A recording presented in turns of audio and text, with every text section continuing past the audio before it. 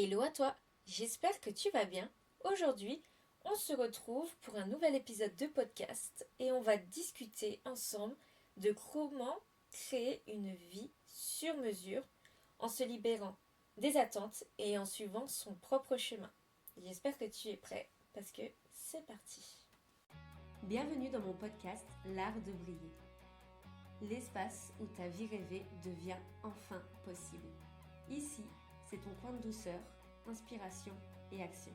Je m'appelle Chloé, coach bien-être et lifestyle, et je suis là pour t'aider toi, jeune femme multipotentielle, à créer une vie qui te ressemble vraiment. Une vie dans laquelle tu t'épanouis pleinement, où chaque projet, chaque passion trouve sa place. On va parler organisation, équilibre mental et comment suivre toutes tes envies sans t'épuiser.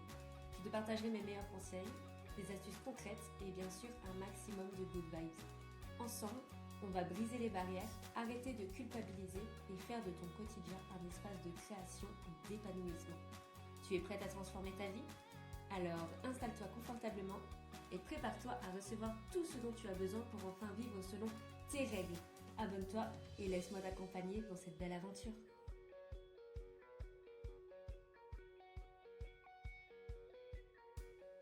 Est-ce que tu te sens parfois enfermé dans un modèle de vie qui ne te ressemble pas, comme si un peu tu jouais un rôle ou que tu suivais une trajectoire qui est toute tracée, mais sans jamais vraiment ressentir ce truc, tu sais, cette vibration intérieure qui te dit oui, là, là c'est exactement là que je veux être.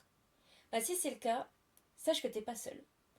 On nous a appris qu'il fallait cocher certaines cases pour être réussi, entre guillemets, dans la vie, des études solides, un métier stable, une relation sérieuse, un corps conforme aux standards. Mais en fait, au fond, est-ce que c'est vraiment ce que toi tu veux ?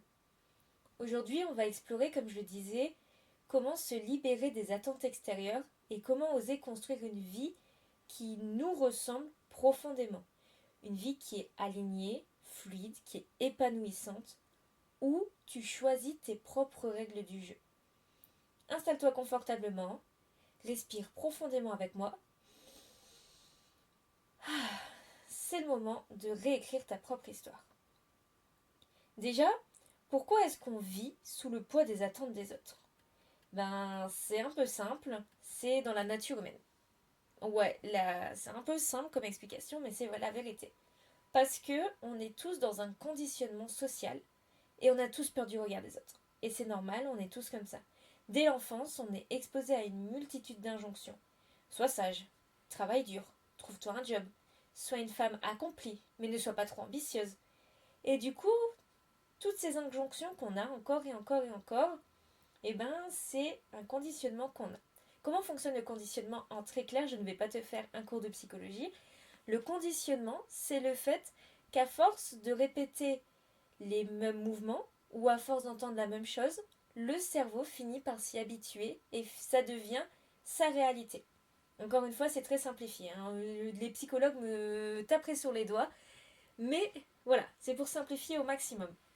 Et donc, à force d'entendre ce genre d'injonction, on finit par trouver que c'est la norme. C'est comme tu n'avais jamais remarqué avant que ton nez était un petit peu plus pointu que la normale. Et pourtant, il suffit d'une seule personne pour te le dire. Et là, tu te mets à le remarquer tout le temps. C'est un peu ça. Mais du coup, est-ce que toutes ces règles sont vraies ? Est-ce que ces règles ne seraient pas juste des illusions ? Le mythe de la vie parfaite. Instagram, Pinterest, la télévision.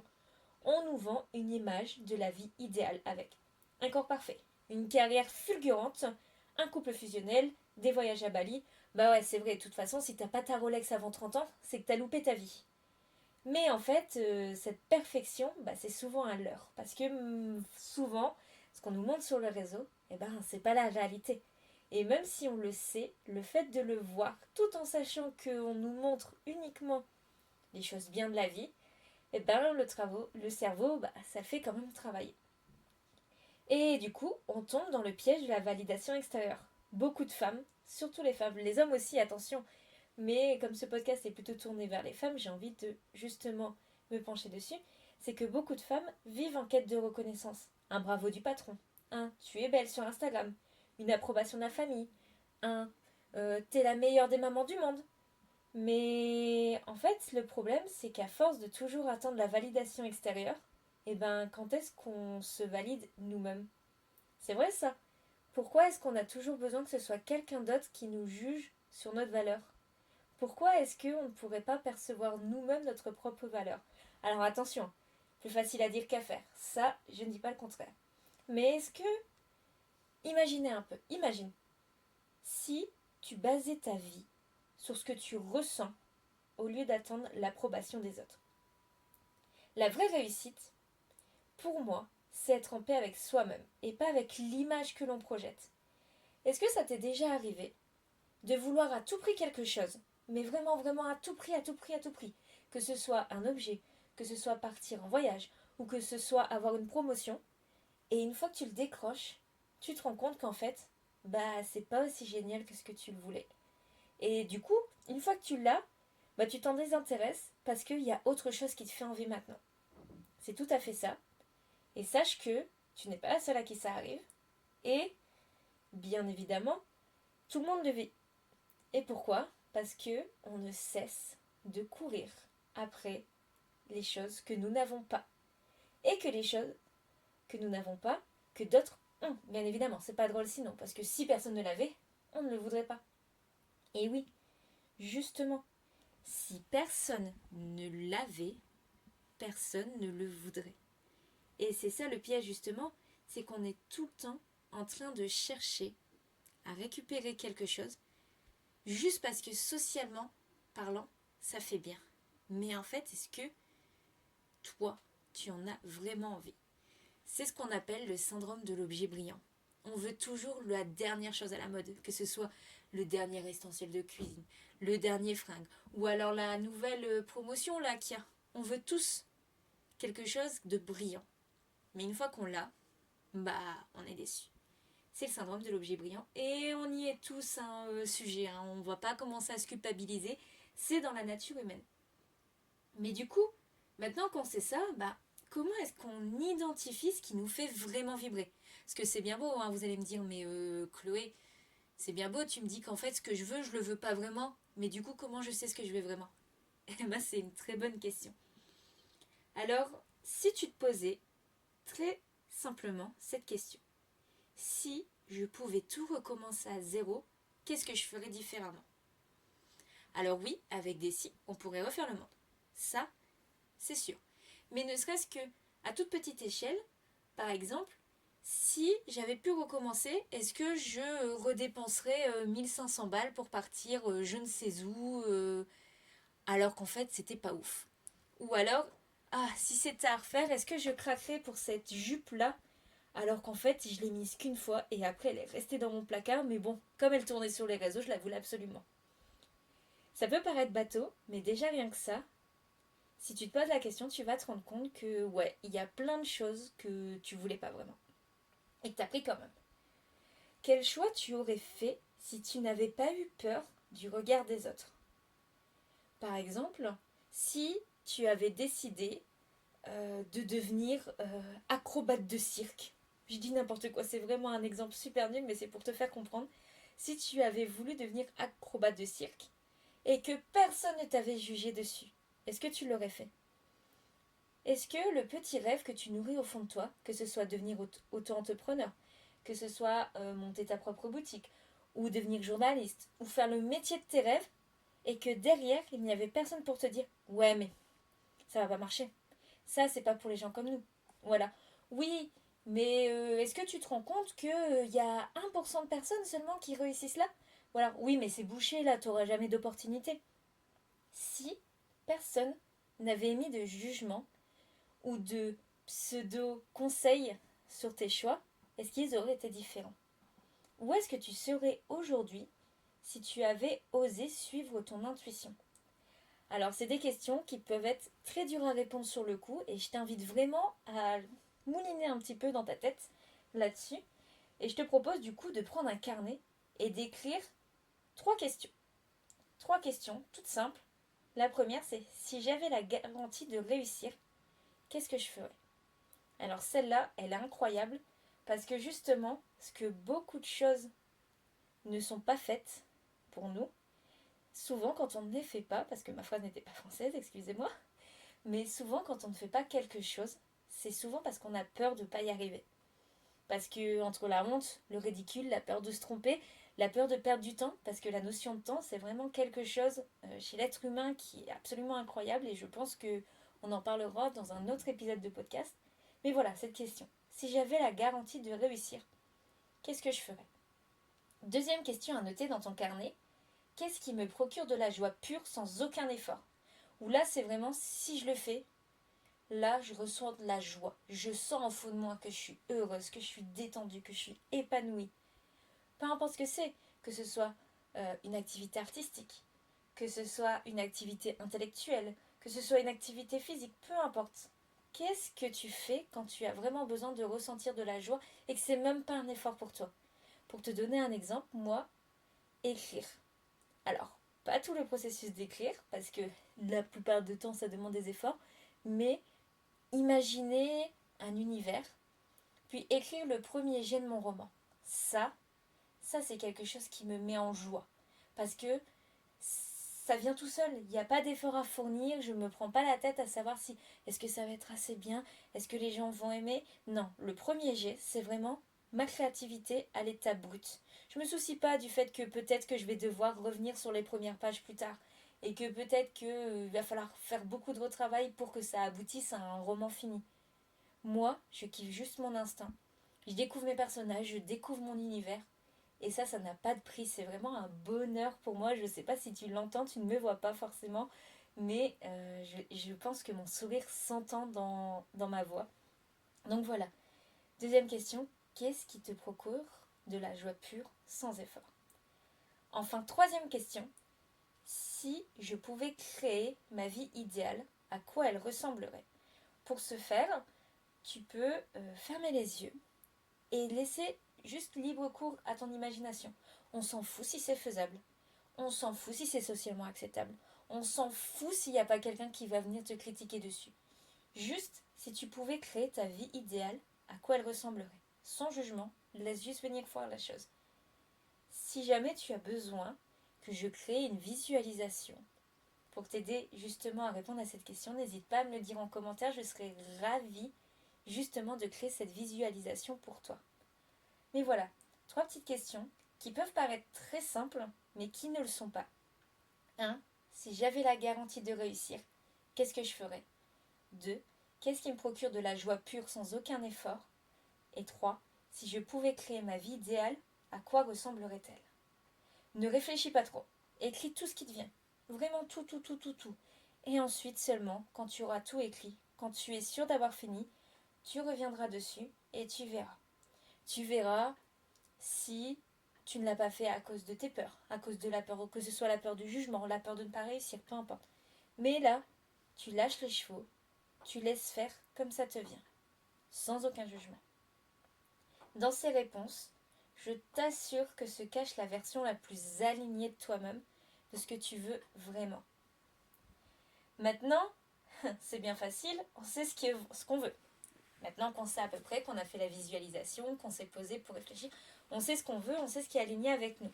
Mais comment est-ce qu'on se libère du regard des autres et comment est-ce qu'on ose franchir notre propre chemin? Alors la première étape, c'est d'accepter de décevoir. Et ça, c'est certainement une des étapes la plus difficile. Parce que oui, en choisissant sa propre voie, certaines personnes ne comprendront pas.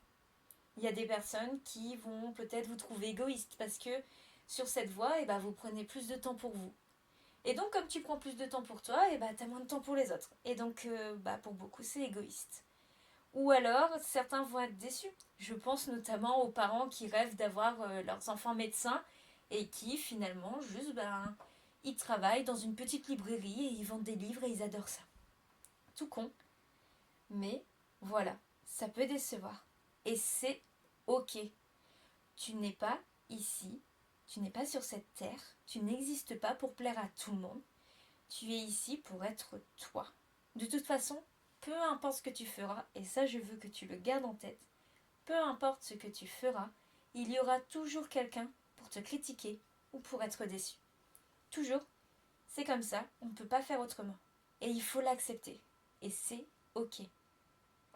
Deuxième étape, on s'autorise à tester sans pression. Tu veux changer de métier, tu veux lancer un projet, tu veux explorer une passion, tu testes en petit format. Forcément, tu vas pas plaquer ton boulot du jour au lendemain. Tu peux le faire, je ne te le conseille pas, parce qu'il te faut quand même un minimum de backup, il te faut quand même derrière quelque chose qui puisse te tenir en vie, mais tu peux tester par-ci par-là. Tu rêves de devenir photographe freelance? Eh ben ok, tu commences par prendre un petit appareil et tu commences à aller faire des photos. Et tu tiens un blog. Juste un blog sur les réseaux sociaux où tu postes tes photographies. Et tu vois, est-ce que ça te plaît sur le long terme ou non? Tout simplement, petit bout par petit bout. Tu fais une vie sur mesure qui se construit par l'expérimentation et qui ne reste pas figée dans la peur. Tu as peur d'aller prendre ce cours de danse que tu rêves de faire depuis des années? Eh bien écoute, vas-y. Tu vas déjà, première étape, aller dans le studio de danse et prendre des renseignements. Puis tu peux demander si tu peux assister sans participer. Et puis, petit à petit, tu vas y participer. Le but, c'est vraiment d'y aller petit pas par petit pas. Et tu ne te mets pas la pression. Ça fonctionne, c'est génial. Ça fonctionne pas, et c'est tout. Tu auras essayé. Et justement, le fait d'essayer, ça t'enlève des regrets. Faut pas vivre avec des regrets, justement. Au moins, tu sais que tu auras essayé, que c'était pas pour toi. C'est tout. Et dans 10 ans, tu te diras pas, ah ouais, et si je l'avais fait, qu'est-ce que ça donnerait? Tu vois un petit peu ce que je veux dire? Allez, troisième étape, on écoute son corps et ses émotions. Alors ça, je vous prévois justement un épisode de podcast entier là-dessus. Mais ton corps, c'est avant ta tête. Si un choix te donne de l'énergie, pour moi, dans mon monde à moi, et ce n'est que ma perception, c'est que c'est juste. Si tu ressens au contraire une lourdeur, pour moi c'est un signal d'alerte. Il faut que tu apprennes à écouter. On a tous été coupés de notre intuition, et surtout les femmes, parce que quand une femme avait de l'intuition sur quelque chose, souvent, elle était considérée comme une folle ou comme une hystérique, et ça malheureusement, là-dessus il y a beaucoup de problèmes, et tout nous vient aussi de la chasse aux sorcières qu'on a eue pendant des années, et qui continue dans des formes exactement les mêmes dans certains pays, et même dans d'autres formes plus modernes malheureusement. Mais voilà, on s'est complètement coupé de notre intuition. Pourtant, l'intuition, c'est ce qui nous a fait survivre, ne serait-ce que quand on était justement à l'Antiquité ou bien avant à la préhistoire, comment est-ce qu'on survivait? Avec son intuition, tout simplement. Donc, ton corps, c'est avant ta tête. Écoute-le, apprends à écouter tes émotions et tu verras que déjà les choix se feront plus facilement. Et enfin, je te donne une quatrième étape, c'est de dire non aux injonctions et te dire oui à toi-même. Tu as le droit de changer de métier à 30 ans, 40 ans, à 50 ans si tu le veux. Tu peux ne pas vouloir d'enfant. Tu as le droit de lancer un projet artistique même si c'est pas rentable entre guillemets. Tu as le droit de suivre ton intuition même si personne ne te comprend. Tu as le droit de faire ce que tu as envie. Bien évidemment, si ça ne blesse pas physiquement quelqu'un ou si ça ne met pas plus bas que terre, on s'entend. Tu as le droit de faire ce que la loi t'autorise à faire. On va rester sur ce principe-là. Mais qu'est-ce qui t'empêche, hormis toi-même et les injonctions, de changer de métier parce que tu détestes ton métier, que tu n'as plus de sens, que tu comprends plus pourquoi tu es là? Rien du tout. Ne pas avoir envie d'avoir des enfants. Si toi et ton partenaire sont ok là-dessus, ton ou ta partenaire bien évidemment, c'est ok. Pourquoi les autres devraient juger? C'est ta vie, c'est votre vie. Franchement, si tu commences déjà à essayer de ne pas écouter ce que les autres te disent, mais vraiment ce que toi tu désires au fond de toi, tu verras que petit à petit, tu vas te libérer du regard des autres et tu vas oser. Le maître mot, c'est vraiment celui-là. C'est oser. Petit pas par petit pas. Doucement, mais sûrement. Une vie sur mesure, c'est pas une vie parfaite. C'est une vie qui te ressemble. On peut dire si, c'est une vie parfaite, mais elle est parfaite pour toi et pas pour les autres.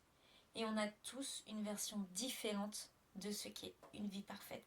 Et c'est génial parce que c'est justement ça qui fait qu'on est des êtres humains, tout simplement. Pour une dernière petite partie, j'aimerais justement te proposer une manière de t'ancrer dans cette nouvelle réalité. Parce que maintenant, alors, on a réfléchi à ce qu'on voulait faire, à comment on voulait le faire, mais du coup, comment on l'intègre vraiment, physiquement, dans notre réalité. Moi, je te propose de créer déjà un petit rituel d'alignement. C'est que chaque matin, tu te demandes qu'est-ce que je peux faire aujourd'hui pour honorer la vie que je veux vraiment. Tu te souviens, je te l'ai dit, la méthode des petits pas. Quelle action concrète, aujourd'hui, je peux entreprendre pour avancer un petit peu plus, même d'1 millimètre, même d'1 centimètre, ou d'1 mètre carrément, hein, si tu as envie, mais vers cette vie qui me fait envie. Et chaque soir, tu peux noter, aujourd'hui, qu'est-ce que j'ai fait qui était aligné avec mon vrai moi. Donc le matin, tu choisis une action concrète qui va t'aider à avancer vers ton but, et le soir, tu notes ce que tu as fait. Et tu pourras, en cas de doute, retourner voir les pages précédentes et voir tout le chemin que tu as fait pour arriver là où tu es maintenant. Donc ce petit rituel-là, il te prend 3 minutes. Même pas. Ça dépend si tu as envie de te triturer la tête ou pas, mais 3 minutes, même pas. Ensuite, entoure-toi des bonnes personnes. J'en ai déjà parlé brièvement dans l'épisode justement sur comment et pourquoi bien s'entourer. Mais entoure-toi des bonnes personnes. Certaines relations te tirent vers le bas et d'autres t'élèvent. On fait le tri. Bien évidemment, plus facile à dire qu'à faire. Il y a certaines personnes qui nous tirent vers le bas mais qu'on a du mal à se détacher pour X ou Y raison.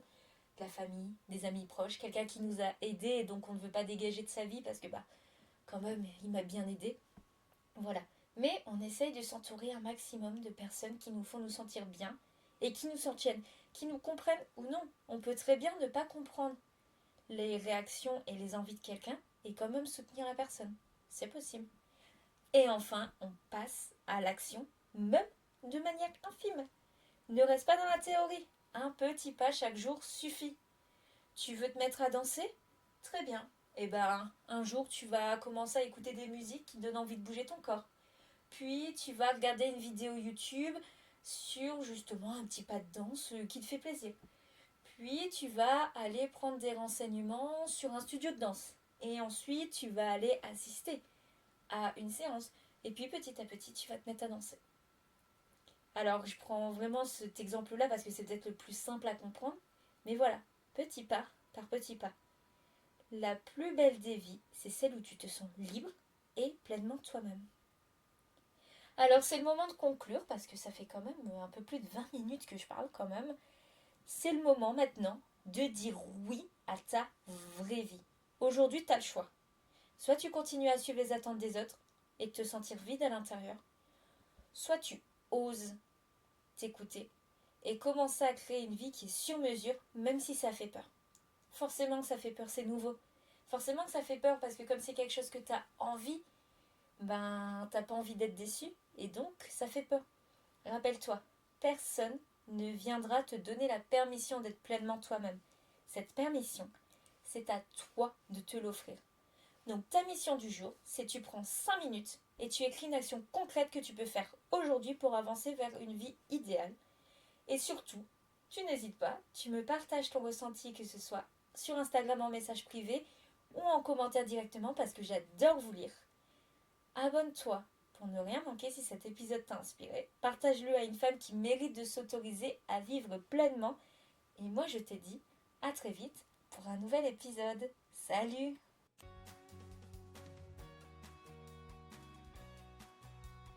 Si jamais tu as aimé ce podcast, je t'invite à me mettre un petit commentaire pour me dire ce que tu en as pensé et laisser une note sur ta plateforme d'écoute préférée parce que ça m'aiderait vraiment beaucoup pour la suite. Je te dis à bientôt pour un nouvel épisode.